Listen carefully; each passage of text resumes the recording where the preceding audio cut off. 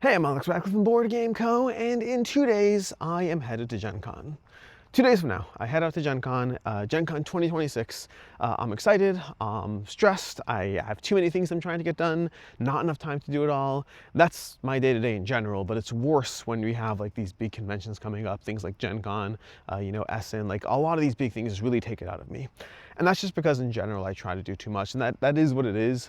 It's the life I've accepted for myself for right now. It comes with pros, many things that I love about my life, and then cons, many things that at times during the day make me just want to throw up my hands and give up, like just completely give up, like, or give up something, I don't know. Both things are true about my life. I think that I've accepted a lot of stressors upon it and a lot of trying to do too much. But also I love most of what I do, so I don't know how to balance all that. I don't know when this video goes up. I assume, so this is normally the vibe of a coffee chat video, which is a format on the channel where I talk about something that I specifically don't want to go up right away, and then I put it up 6 months, a year, 2 years down the road. This is that kind of video, but I'm leaning towards putting it up, maybe the week I'm gone. Like I'm behind on trying to manage my Gen Con calendar. I'll be leaving Tuesday morning. For context, it's currently late at night, Sunday, July 26th. I'm leaving Tuesday morning to go to Gen Con, which means I have a day left to get everything done. Guess how confident I'm feeling about all of that? Not great, not great. 2 days, I guess. No, it's not Sunday night. It's Sunday morning. It's 12:02 a.m. Yes, I'm walking around late at night outside, 12:02 a.m. It's Saturday night, so I have 2 full days. For a second there, I panicked. I thought I lost it a bit. I have Sunday and Monday to get things done, and then Tuesday morning I head off to Gen Con. It's not enough time. It's not enough time to get the things done that I need to get done. I'll do my best. I'll figure it out, but many things may not happen. The weekly schedule for Gen Con videos, I don't know what goes up. I'll have some things going up, I'm sure, but I'm also sure that I'm just gonna throw up my hands and say, it's okay not to have a full schedule this week. It'll be. But I don't know. I wanted to do this video. Before I go further in this video, I should note, thank you to Allplay for being a channel sponsor. Allplay, they'll be at Gen Con, so if nothing else, head to the Allplay booth at Gen Con. Look for those big giant towers of furniture, effectively, with well-stocked shelves full of games. My personal recommendation is check out Enchanted Ivy. I played it 3 times today, for the record. Well, I guess yesterday because it's Sunday morning. I played it 3 times yesterday, and actually managed to get a win on my first try on one of the levels. One of the things that's challenging with Enchanted Ivy is that very often you have to play the same level multiple times to get the win. Usually, almost every level I have to play multiple times, but I got one of them done the first time, where I got 93 and got all goals. The goal was 90 and then a bunch of other goals, got all done. It was scenario 6, I want to say, I think, if I'm not mistaken, maybe 7, whatever it was. But either way, that's Allplay. Going back to stuff, I guess. Let's call this stuff. So there's no particular goal for this video, and it's something I've frequently talked on the channel about, like when I'm feeling overwhelmed, when things are great, when things are a little too much. And I think, like, if I'm being honest with myself, I think for probably 2 years now, I haven't found perfect balance. I have not found perfect balance in my life. I have felt that I am constantly trying to do more than I'm able to, but I'm unsure what to drop to bring balance to the force. I still don't know what the answer to this is, by the way. This is me just talking it out, because both things simultaneously remain true. I am incredibly grateful for so many aspects of my life that I enjoy, and like I said, 3 minutes ago, sometimes I just want to throw out my hands in defeat and give up. I usually experience both those emotions on a daily basis, for the record, which probably isn't healthy, long-term healthy, but I don't know the balance of I don't know how to make it all work without giving something up, and I don't want to give anything up. So, like, I don't know, what do? I just, for now I keep going, and I have these like small notes in the back of my head of, well, there's some sort of like, light at the end of the tunnel. Like, for example, this is not an ideal situation here, but like right now on a weekly basis, my kids get a ton of my time. I try to give them as much time as possible. And I recognize that they will get older one day. I mean, they'll get older every day, but at one point they'll be older and they won't need as much time. And I'll be sad for losing that degree of quality time, because like I love the quality time I have with them, whether it's video games, whether it's board games, whether it's anything, whatever it is, watching movies together, hobbies, painting. There's so many things we do together. And I'll miss that time when it's gone, but it will be the removal of a pressure point of just how much time different things in my life take up. And this is something that I am always struggling with, something I'm always trying to to find that balance. I'm always trying to figure out whether there's a way to improve things. And it's something that I have made choices over the years that have eased some of that pressure in different ways. Even just the past year, I've changed the pressure I put on myself in terms of content. Like once upon a time, there wasn't such a thing as, oh, I'll go to Gen Con and not worry about how many videos go up that week. It was no, every single day is gonna have a video. The schedule's gonna be what it's gonna be, and I'm gonna make it all work. It doesn't matter, it's gonna happen. And I'm glad that I've taken that pressure off. I still do a lot of videos on the channel, and I don't want to give up the channel. I don't want to stop. Like, this is the problem. Again, it's good things. These are good problems to have. Problems that I'm grateful for, but problems all the same. Like, it's one of those things, we hear it all our lives, but it doesn't matter who you look at in life. It doesn't matter whether someone seems to have the position you want, the job you want, wealth, fame, riches, whatever it is that somebody else seems to have that you are jealous of. There's a constant reminder not to be. There's a constant reminder that we all have struggles. We all have things that put pressures on us in different ways. And I'm sure there's someone out there in life who's like totally happy with no question marks. I'm sure it exists, but like, I don't think I've met them. I don't think I've met that person. Most people who have what we want are experiencing challenges of their own. And again, both things are true. I am truly tremendously grateful for so many things in my life that I get to do, that I get to have. There's so I could list out back and forth, pro and con, and I want the life I have. So it's that weird dichotomy of how can I feel constantly under pressure and like it's all a bit too much, while wanting that, not wanting the pressure, but wanting the things that lead to the pressure. Like just to the quick recap of my life in general, like my kids take up a ton of time. I love that. I love the time I give them. I could be less present in their lives, but I don't want to be. I want to be able to have the quality one-on-one time, and there's 4 of them, so quality one-on-one time takes up time, takes a lot of time. I love the travel I have in my life. I love the fact that once a month I get to go to a convention, and once a month on average. It varies. Like sometimes it'll be twice in a month, which is a lot, honestly. But then other times 2 months will go by, or 3 months will go by with no travel. But like right now, to give you an example, we have Gen Con. Gen Con's coming up, so that's going to be, whatever it's going to be this week. This week is Gen Con, gone for a week. Then I'll be back home for a month before being gone for a week for Dice Tower Retreat.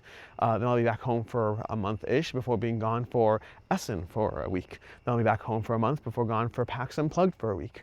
Then I'll be home for a month before going on the Dice Tower Cruise. My first cruise, by the way. This is my first time going on any cruise ever. I'm going to the Dice Tower Cruise this year. So if you're going, say hi. That'll be fun, I have no clue how much I'll be playing games versus experiencing a cruise ship for the first time. But yes to that general concept, I guess. That brings us to January. In February, I think I have nothing. I think I have nothing in February. In March, I probably have, probably Gamma. Is Gamma in March this year? I think Gamma might be in March, maybe April. Then in May might be for you. No, April is going to be Level Up. So Gamma maybe is in March. Oh, the light's gone here. April will be Level Up Retreat. May might be nothing. June is Origins. July is UKGE. I'm now making up dates at this point, but you get the idea. There's a Dice Tower West in there somewhere. There's a Dice Tower East in there somewhere, and then we're back on the cycle. So whatever the schedule, it is roughly 12 trips a year. Some a little more in a month, some a little less. But I love that. I love the trips I get to go on. I love the people I get to see. I love being able to travel and associate with board games. So like I'm not going to some random place and trying to keep busy. Like even the Dice Tower Cruise, like that's a great example where I will be able to enjoy the benefits of a cruise ship and that experience in general with the fallback of at any point I can just go play board games. Like I'm not worried about like, oh, and what do I do when I get bored? Because I'm not a party person by nature. I'm a social person. I like my friends. I like the people I know. I like playing board games. I like this kind of thing. So point is, all that's great. That's the point. I'm very grateful for that. I'm very grateful for the opportunities I have to cover board games on a regular basis. I'm very grateful for it. I get to play so many tremendous games and amazing games, and I get that fun of being able to experience games before they're out sometimes, which is both a blessing and a curse. So many games are not worth our time. They're not worth your time. They're not worth my time, but the hype and buzz bring them to us, and so we play them, we experience them. And if you're in the position of either a reviewer, like myself, or someone who constantly chases Cult of the New, partially like myself, then you'll find yourself playing a lot of mediocre games. On the other hand, if you are content to play the games that are well vetted, you will play a lot fewer games, but a lot better games. Before I did the whole review thing, I used to primarily focus on playing things that have been out for 2 years. If the game's been out for 2 years and people still care about it, that's when you should play it. Until then, don't waste your time. And so again, it's both a blessing and a curse at the same time, and I love that. GameFound as a job opportunity is tremendous. I love my job at GameFound. I really truly do. It's so fascinating. Like, once upon a time, I viewed it as a job that I would do for like 5 years and then at some point stop doing it. And I have no idea what the future holds, make no mistake, but I've been there 4 years now. I'll turn back at this point. I've been there 4 years now, and I don't know if or when I would stop. I don't plan on stopping it anytime soon. I find it tremendously satisfying to be able to connect with creators in the board game space in a way in which I could, help bring value to them, and I love that. I love it. It's a great job. It's a great job. I'm very grateful for it. I actually, speaking of coffee chat videos, I think a month or two ago I filmed a full video talking about my GameFound job and so many things I like about it, and that's one that will go up in a bit, not anytime soon. But I am very grateful for the position, I'm very grateful for the opportunities, and I just have fun with it. And again, as with everything though, it's not perfect. Like right now, part of why I'm up late right now is it's a Saturday night. It's a Saturday freaking night. I should be having fun and playing board games and video games, reading books. I should be doing things that are for me. It should be time off. You know what I'm doing Saturday night? Tonight I was filming, what was I filming? I was filming videos for the feast, the GameFound feast, which again, I don't know when you watch this video, but there's a GameFound feast this week on July 28th, I believe. And I need to film all the videos for it to prep for it. And that's what I'm doing Saturday night, because I can do it Monday in theory, but I can't. It needs to be ready by then. I can't do it. I could do it Sunday, but that's also the weekend. Only got the final files and everything I needed, a day ago. So that's what I'm doing Saturday night, filming videos for my GameFound job. But again, both things are true. I have a lot of freedom and flexibility with it. I'm not complaining. It's a tremendous job in so many ways, but I'm cognizant of the pros and cons of everything in life. My job at GameFound allows me to continue to connect with people in the space in a way that I value and that I enjoy. I actively enjoy it. I get a lot of job satisfaction out of it. And again, as a huge fan of board games, it's just cool. It's cool to be able to connect with people in this space who I respect. So I get to do that. And as far as the GameFound job goes, I get to do it on my terms, my hours. I kind of set my own hours. I get the job done, but I set my own hours. That means one day I'll be filming a video at 2 o'clock in the afternoon when it's the middle of the workday. And other times it'll be Saturday night and I'll be filming a bunch of feast videos because that's what needs to be done. I'm realizing just how dark this section of the video is. This camera is not great for the dark, but it is what it is. But so pros and cons, it's all pros and cons. Everything in life is pros and cons. There's always a trade-off to go along with, the things you want. There's always flexibility. There's like, you work a little more, you get a little money. You get a little more money, but you have a little less free time. How do you balance all of that? Even today, I found myself this afternoon, I was trying to figure out what to do with my little free time. I was like, what was I doing? I was like, do I play some PS5 and finally start Spider-Man 2? Or do I play Enchanted Ivy? And I decided to do both. I played Spider-Man 2 for like half an hour, and then I still had a little bit left in my coffee, so I went downstairs, threw on some Predator Badlands in the background, and set up a new scenario of Enchanted Ivy. By the way, Predator Badlands is surprisingly good. I am not like a huge Predator fan. I threw it on, finally watching it. It's been out for a while, and I thought it was very charming. So if you haven't watched Predator Badlands, even if you're not a fan of the Predator series, I definitely recommend checking it out. I thought it was great. But there was that pressure of, what do I do with my time? And even like the maximization, like there's that back end aspect of, even when you're doing things for fun, I don't know. I find that when I do things purely for fun, with no other mindfulness around it, I have that sense of, I could be doing something that's fun and good for content. I can sit down and play a video and film it, because if I'm going to play Enchanted Ivy anyway, I could film Enchanted Ivy. Well, actually, I already filmed the solo playthrough, but something else. I could play, Deep Sea, Endeavor Deep Sea. I've been meaning to play that and do a solo playthrough of that. Or I just got Cascadia Alpine Lakes. I want to do a solo playthrough of that, and I could film that. That could be content and a fun time, so I should do that. And then sometimes I have to turn my brain off and remember to just enjoy myself. And not attach everything to the time value of how I can maximize my time. But the problem is, because I need to do things, there's that aspect of, how am I managing it all? There's no real point to this video. This is me just getting a late night walk in and just talking through like the pressures of it all. I'll also note, I guess I'll finish the video on this. Like, I do think, I like talking about things like this because I believe there's a degree of benefit to recognizing that I genuinely am so grateful for my life and so many aspects of it. I think that if I was talking to myself from 10 years ago and I was able to describe to myself 10 years ago what my life is now, my dreams have come true. Like, my dreams have come true. There's no question about that. The things I get to do and call a job, both YouTube and GameFound, both of those things are things that I don't want to not do them. I actively want to do them and I actively enjoy them. And so my life is literally what I could never have even thought to ask for. And even with all that, it's worth knowing that doesn't make things automatically easy.